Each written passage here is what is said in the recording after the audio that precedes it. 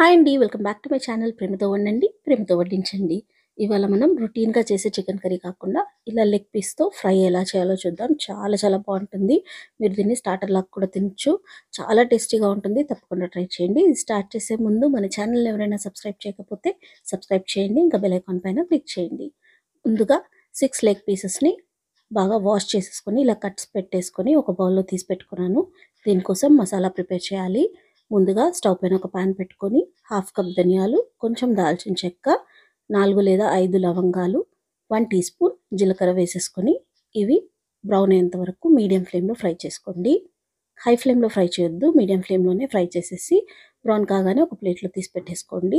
ఇప్పుడు ఇదే ప్యాన్లో 1 టీ స్పూన్ ఆయిల్ వేసేసుకొని ఆయిల్ వేడియాక 5 Kashmiri red chillies, 5 normal red చిల్లీస్ని వేసుకోవాలి. కాశ్మీరీ రెడ్ చిల్లీస్ వల్ల కలర్ వస్తుంది, నార్మల్ రెడ్ చిల్లీ వల్ల మనకు కారం అనేది వస్తుంది.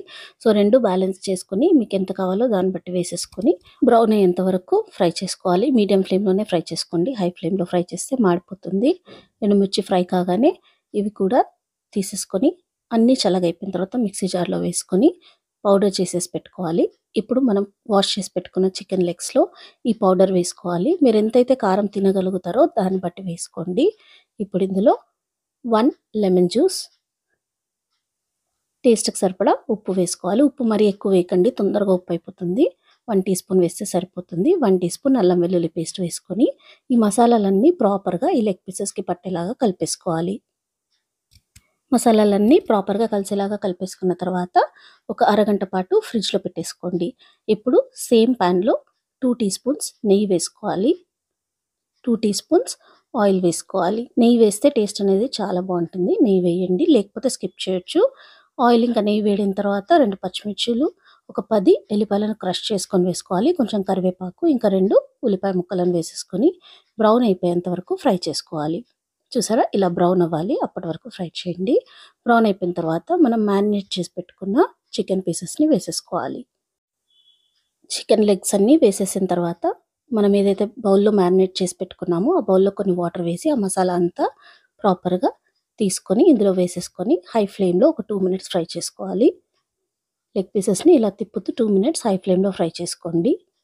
2 మినిట్స్ ఫ్రై చేసిన తర్వాత స్టవ్ని మీడియం ఫ్లేమ్లో పెట్టేసుకొని దీనికి మూత పెట్టి కంప్లీట్గా లెగ్ పీసెస్ అన్నీ బ్రౌన్ అయిపోయేంత వరకు ఫ్రై చేసుకోవాలి. ఉప్పు అవసరం ఉంటే మధ్యలో చెక్ చేసి వేయండి. మధ్య మధ్యలో ఇలా కలుపుతూ మళ్ళీ మూత పెట్టేసి లెగ్ పీసెస్ ప్రాపర్గా ఉడికిపోయి బ్రౌన్ అయిపోయేంత వరకు ఫ్రై చేసుకోవాలి. టేస్ట్ అయితే చాలా బాగుంటుంది, తప్పకుండా ట్రై చేయండి.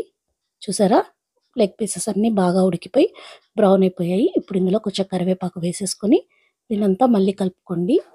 ఇప్పుడు స్టవ్ని హై ఫ్లేమ్లో పెట్టుకొని 2 మినిట్స్ బాగా ఫ్రై చేసుకోండి. ఇలా కంప్లీట్గా దగ్గరకు వచ్చేసిన తర్వాత ఇందులో కట్ చేసుకున్న కొత్తిమీర వేసేసుకొని మళ్ళీ ఒక 1 మినిట్ ఫ్రై చేసేసుకొని స్టవ్ ఆఫ్ చేసేసి సర్వ్ చేసేయండి.